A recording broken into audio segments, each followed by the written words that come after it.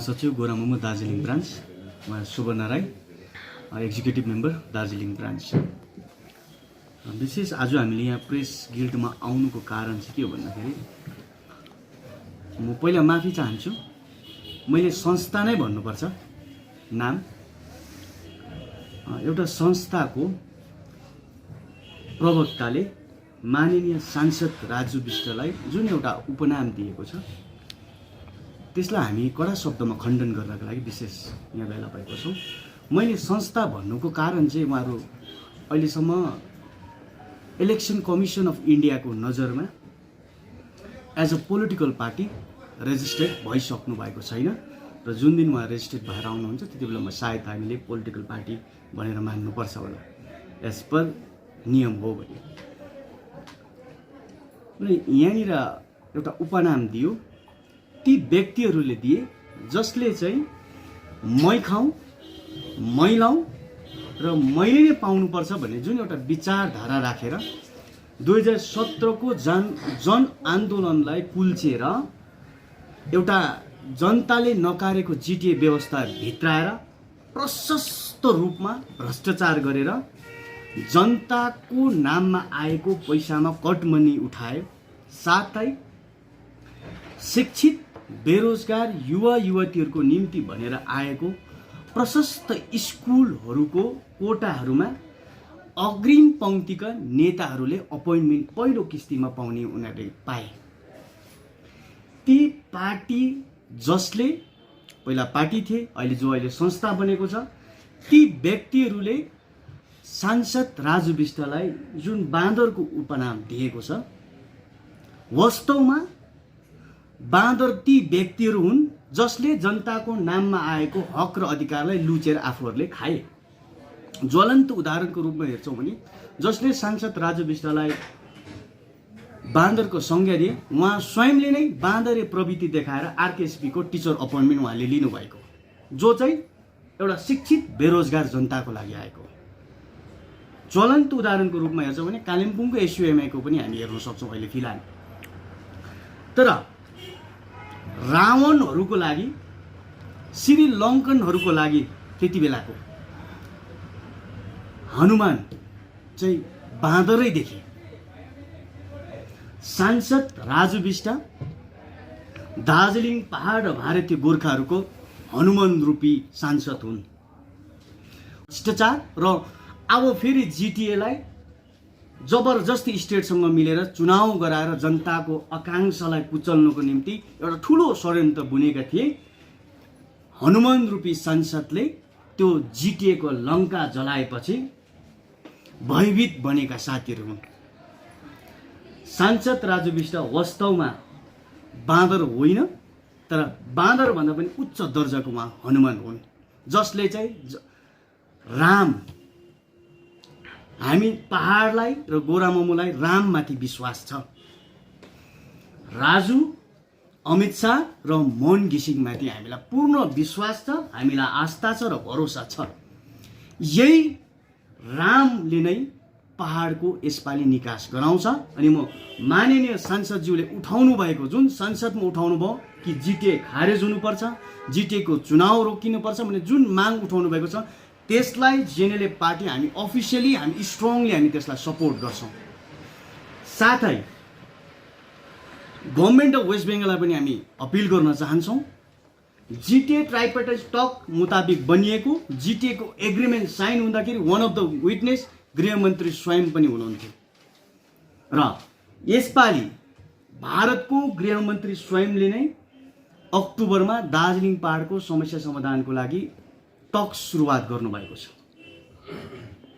र गृहमन्त्रीले टक सुरु गरिदिइसकेपछि पश्चिम बङ्गाल सरकारको पनि प्रतिनिधिको उपस्थिति दिइसकेपछि यो चुनावको कुरा गर्नु एकदमै खेदपूर्ण र दुर्भाग्यपूर्ण हो डेमोक्रेसीमा। यदि जिटिएको चुनाव गरिएको खण्डमा जुन टक्स देशको गृहमन्त्रीले सुरु गरेको छ भारतीय गोर्खाहरूसँग कि हाम्रो समस्यालाई समाधान गर्नको लागि, त्यसको भ्यालु लेस हुन्छ, त्यसको औचित्य रहँदैन। त्यसैले हाम्रो संस्थाका साथीहरूले, पहाडको जति पनि पिपिएस विरोधी साथीहरूले त्यो मिटिङको, त्यो बातचितको, त्यो त्रिपक्ष वार्ताको औचित्यलाई खतम गर्ने षड्यन्त्र गर्दैछ। म जनतालाई अपिल गर्न चाहन्छु, जनताले समयमा सही जवाब दिएका छन् र आउँदो समयमा पनि जनताले ती व्यक्तिहरूले जसले जनताको नाममा आएको कुराहरू प्रशस्त बाँदरे प्रवृत्ति देखाएर लुचेका छन्, लुटेका छन्, अझै पनि ती प्रवृत्तिहरू देखाएर जनताको भागमा पर्न लगेको पर्मनेन्ट पोलिटिकल सल्युसन पनि लोज्न खोज्दैछन्। यस्ता धूर्त व्यक्तिहरूसँग, यस्ता संस्थाहरूसँग विशेष गरेर म जनतालाई होसियार गराउन यहाँबाट म चाहन्छु। अस्ति त्यो गृहमन्त्रीले जो वार्ताको कुरा गरेको थियो, नोभेम्बरमा वार्ता हुने, नोभेम्बर त सकियो, डिसेम्बर सुरु भयो, यो वार्ता कहिले होला जस्तो छ? हेर्नुहोस्, वार्ता गृहमन्त्री स्वयंले दिवाली पछि भन्नुभएको हो अनि दिवाली पछिको समय अहिले चलिरहेको छ। दिवाली पछि नै छौँ अहिले हामी। दिवाली सकेपछि निश्चित तौरमा दोस्रो राउन्डको बातचित हुन्छ अनि गृहमन्त्री पोजिटिभ हुनुहुन्छ। गृहमन्त्रीले ठान्नु भएको छ कि यसपालि पहाडको समस्यालाई समाधान गर्नको लागि। यसैले यो टक्स सबैभन्दा ठुलो कुरो चाहिँ गृहमन्त्री लेभलबाट आफैले उहाँले इनिसिएट गरेर उहाँले सुरुवात गर्नुभएको छ। यो हाम्रो लागि ठुलो प्लस पोइन्ट हो, किनभने डेली गर्नु, यदि डिले गर्नु हो भने, लेट गर्नु भने, नदिनु हो भने सचिव लेभलबाट सुरु गरिन्थ्यो, सचिव लेभलबाट गृह राज्य मन्त्रीमा पुगिन्थ्यो अनि अन्तमा गएर कतिवटा भइसकेपछि मात्रै गृहमन्त्री लेभलमा पुगिनु पर्थ्यो। तर गृहमन्त्रीले आफै संज्ञानमा लिनुभयो र सिन्सियरली उहाँले पहिलो वार्ता नै उहाँले अध्यक्षता गरेर सुरु गर्नुभएको हो। यो अब एउटा औपचारिकता मात्र रहन्छ कि पहाडको समस्याको समाधान के हो, पर्मनेन्ट पोलिटिकल सल्युसन के हो। जुन दिन दिल्लीले खुलासा गर्छ त्यो दिन समस्त भारतीय गोर्खाहरूलाई थाहा हुन्छ। तर हामीले आज प्रेस मार्फत भन्नु चाहेको पनि यति नै हो कि दार्जिलिङ पहाडको जनता, तराई डुवर्स र भारतीय गोर्खाहरूको आकाङ्क्षा जिटिएले पुरा गर्नु सकेन, सक्दैन र कहिले पनि जिटिएले जनताको इच्छालाई फुलफिल गर्नु सक्दैन। त्यसैले हामीले धेरै महिना अगाडि पनि जिटिएको खेस्टालाई फेरि पनि जलाउने काम गऱ्यौँ अनि हामी अपिल गर्छौँ कि दुवै गभर्मेन्टलाई, स्टेट गभर्मेन्टलाई र सेन्ट्रल गभर्मेन्टलाई पनि हामी अपिल गर्छौँ कि जिटिए चाँडोभन्दा चाँडो खारेज गरिनुपर्छ र नयाँ दिशातर्फ पहाडलाई लैजानुपर्छ भन्ने विशेष हामी अपिल राख्न चाहन्छौँ। Thank you. त्यसको मिनट्स पनि देखिएन भन्ने त्यो एउटा आरटिआईबाट खुलासा भएको छ, त्यो विषयमा के छ? म खेद प्रकट गर्छु जसले पनि त्यो आरटिआई रिपोर्ट, उहाँले आरटिआई एप्लाई गर्नुभयो, आरटिआईको रिपोर्ट सही आएको छ, तर त्यसमा अनुवाद गर्दाखेरि उहाँहरूले गलत गर्नुभएको छ। अनि त्यो रिपोर्टमा भनिएको छ आरटिआईको no minute has been issued. मलाई जहाँसम्म लाग्छ, मेरो अङ्ग्रेजी अलिकति कम्ती ज्ञानले पनि भन्छ कि त्यसमा भनिएको छ कि त्यो लाइनले कि मिनट चाहिँ अहिलेसम्म कसैलाई पनि बाँडिएको छैन, अर्थात् दिएको छैन। तर पहाडमा भ्रम फैलाइयो कि मिनट लेखिएन भन्ने कुरो।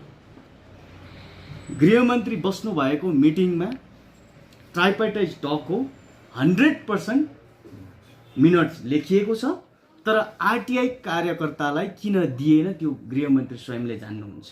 किनभने देशको गृहमन्त्रीलाई हरेक पर्सनको ब्याकग्राउन्ड सब कुछ थाहा हुन्छ। सायद म अपिल गर्न चाहन्छु जसले पनि आरटिआई गरेको छ, गृहमन्त्रीलाई डाइरेक्ट आरटिआई नगरेर पश्चिम बङ्गाल पन्थीकाहरू हुने साथीहरूले पश्चिम बङ्गालको प्रतिनिधिलाई सोधेको हुन्थ्यो कि मिनट लेखियो लेखिएन, किन त्यत्रो दुःख गर्नु। र वास्तवमा मिनट लेखिएको छ। मिनट इस्यु होइन, इस्यु हाम्रो गोर्खाहरूको समस्या समाधानको बातचित सुरु भएको छ। त्यो सबैभन्दा इम्पोर्टेन्ट चिज हो। त्यो मिनटको कपी त्यो मिटिङमा जतिवटा पार्टिसिपेन्ट पार्टीहरू थियो है, घटक दलहरू थियो, उनीहरूलाई पनि कसैलाई दिएन। होइन, हामीले लिएनौँ पनि, हामीले मागेनौँ पनि, किनभने हामीलाई मिनट भन्दा पनि ठुलो कुरो चाहिँ टक्स इम्पोर्टेन्ट थियो। टक सुरुवात भएको छ, जे बातचित राखियो यताबाट गएर जे बातचित भएको छ त्यही त मिनटमा लेखिन्छ भने चाहिँ आफूले भनेको चिज किन मागिरहने। तर हामी दोस्रो राउन्डको टक्स चाँडोभन्दा चाँडो होस् भन्ने पक्षमा र पहाडको समस्या समाधान चाँडो होस् भन्ने पक्षमा काम गरिरहेको छ। आशा लाग्छ छिटो हुन्छ सेकेन्ड प्राइभेट मिटिङ? हामी आशावादी त छैनौँ। हजुर यसका अच्छा किन हामी आशावादी होइनौँ। हामीले गृहमन्त्रीमाथि हामीले भरोसा गरेका छौँ। हामी भरोसामन्द छौँ। जुन गृहमन्त्रीज्यूले इनिसिएटिभ लिनुभएको छ, जुन उहाँले एउटा इन्ट्रेस्ट लिनुभएको छ गोर्खाहरूको इस्युजलाई समाधान गर्नुको लागि, अब त यो आशावादीको कुरा होइन। हामी गृहमन्त्रीमाथि र हामीले रामहरूमाथि हामीले भरोसा गरेका छौँ। आशा होइन भरोसा छ। तर पार्टी प्रेसिडेन्ट जेएनएलएफ प्रेसिडेन्टले अमित शाहज्यूलाई एउटा चिठी लेखेर यो इमिडिएटली गर्ने डिमान्ड गर्नुभएको छ नि। त्यो हाम्रो भन्नु कि त्यसलाई भरोसा होइन, त्यो हाम्रो परम कर्तव्य हो। जनतालाई पनि उथुल पुथुल बनेको छ। अक्टोबरमा भयो, डिसेम्बर लागिसक्यो, किन यत्रो लेट भयो भन्ने जनताको जुन उथुल पुथुलपना थियो, त्यसलाई नै मन घिसिङज्यूले त्यो नाडी छामेर नै अलिकति चाँडो गरौँ भनेको मात्रै हो। त्यसको मतलब मन घिसिङज्यूले चिठी लेख्नु भनेको चिठी लेख्नुको अर्थ चाहिँ वार्ता हुँदैन भनेको होइन। तर अलिकति छिटो गरौँ, किनभने जनतामा एउटा उथुल पुथुल छ, एउटा जनतामा उत्सुकता छ। त्यसलाई अलिकति पार्टी प्रेसिडेन्टलाई कतै लाग्दैछ कि यो साह्रै ढिलो भइरहेको छ, या त कतै सेकेन्ड ट्राइबल मिटिङ हुँदैन कि जस्तो चलाएर यो चिठी लेख्नु बाध्य बनेको त होइन? त्यस्तो त होइन। 10 वर्ष जुन पार्टीले पहाडमा एउटा गठबन्धन गरेर बस्यो, 10 वर्ष कामै गरेन। तर जब जेएनएलएफ पार्टी हामी गठबन्धनमा बिजेपीसँग बस्यौँ, 2 वर्षको अन्तरालभित्र हामीले देशको गृहमन्त्रीसँग हाम्रो समस्याको समाधानको बातचित सुरुवात गरेको हो। अब लगभग 2 महिनाभित्रमा जुन प्रकारको एउटा चिठी चपेटाको कुरा चल्दैछ अहिले नि, सायद हुनसक्छ चाँडै नै अब दोस्रो राउन्डको बातचित होला। किनभने दोस्रो राउन्डको बातचित एकदमै इम्पोर्टेन्ट छ। गृहमन्त्रीज्यूले भन्नुभएको छ, म पश्चिम बङ्गाल सरकारको ओपिनियन सुन्छु, त्यसपछि म एउटा निर्णय लिन्छु भन्नुभएको छ। हामी त्यो निर्णयको आतुरीको कारणले गर्दा हामीलाई सुन्नु जरुरी छ। हामी आतुर छौँ, किनभने हामीलाई हतार छ कि पहाडको समस्या समाधान जति सक्दो एज सुन एज पोसिबल होस् भनेर हामीले अलिकति हतारपन्ना चाहिँ गृहमन्त्रीलाई देखाएको। इलेक्सन डिक्लेयर हुनुभन्दा अगाडि नै यो सेकेन्ड ट्राइबल मिटिङ चाहिँ हुनुपर्छ। जिटिए इलेक्सन त हुनु नै भएन नि। कुन आधारमा हुने, कसले गर्ने? किनभने जसले जिटिए थापे उनीहरूले पनि खेस्टा जलाएको, उनीहरूले पनि विथड्रल गरेको। पहाडको जनताले होल्ली 2-3टा इलेक्सनमा रिजेक्ट गरेको चिज हो। अनि गृहमन्त्रीलाई पनि थाहा छ कि स्पष्ट थाहा छ, पश्चिम बङ्गाल सरकारलाई पनि थाहा छ, जिटिए चाहिँ पहाडको समस्याको समाधान होइन। सरकारले पहाड हाँसेको चाहन्छ, पहाड शान्तमय चाहन्छ भने पश्चिम बङ्गाल सरकारले जनताको आकाङ्क्षा र इच्छाको विरुद्ध गएर जिटिए चुनाव थोप्नु हुँदैन। यदि थोपिएको खण्डमा, जनताले रिटालिएसन गरेको खण्डमा त्यसको दायी पश्चिम बङ्गाल सरकार र जिटिए चुनाव चाहनेहरूको हुनेछ। भनेपछि ट्राइबल अब सेकेन्ड राउन्डको जुन चाहिँ ट्राइबल के हुन्छ, तपाईँको पिपिएस हुन्छ कि जिटिएलाई खारेज गर्नुपर्छ भन्ने डिमान्ड हुन्छ? मेन 1 पोइन्ट एजेन्डा हुन्छ, त्यो हो permanent political solution. As soon as possible, जति सक्दो छिटो हुन्छ यसलाई दिया जाओस् भन्ने हाम्रो टेक रहन्छ। पर्मानेन्ट पोलिसी यो घरिघरि उठिरहन्छ, यो पर्मानेन्ट पोलिटिकल सल्युसन जुन चाहिँ छ नि, यो के चाहिँ हो खासमा? हामीले अघि नै भन्यौँ है, हाम्रोमा साथीहरूमा त्यो बाँदरे प्रवृत्ति छ। जनताको नाममा आएको चिज पनि लुचेर खाने अब त्यो एउटा प्रवृत्ति साथीहरूकोमा भएको कारणले गर्दाखेरि चाहिँ पर्मानेन्ट पोलिटिकल सल्युसन एक्चुअलमा के हो त्यो हामीले बताउनु अलिकति असमर्थ हो।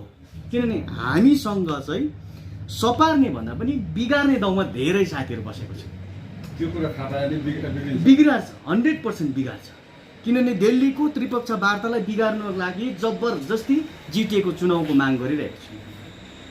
त पर्मानेन्ट पोलिटिकल सल्युसन हाम्रो बुझाइ र पहाडले बुझेको भनेको बङ्गालदेखि, बङ्गालको लेजिस्लेटिभ एसेम्ब्लीदेखि बाहिरको चिज हो, जो चाहिँ स्टेट एक्टमा नभएर देशको संविधानले दिने हक र अधिकार हो। जे हाइस्ट फर्ममा हामीलाई दिनु सक्छ त्यही हामीले गृहमन्त्रीलाई माग गरेको हौँ। हामीले मागेको पर्मानेन्ट पोलिटिकल सल्युसन भनेको कन्स्टिट्युसनल ग्यारेन्टेड, भारतको अन्य नागरिकहरूले जसरी संविधानको हक र अधिकार पाएको छ, अब यसपालि चाहिँ हामीलाई पनि त्यस्तो हक र अधिकार संवैधानिक तौरमा चाहियो भनेर हामीले रिक्वेस्ट गर्छौँ। या त युटी बङ्गालदेखि बाहिर गएर जुनै पनि चिज, किनभने हाम्रो मेन मकसद भनेको बङ्गालदेखि निस्कनु।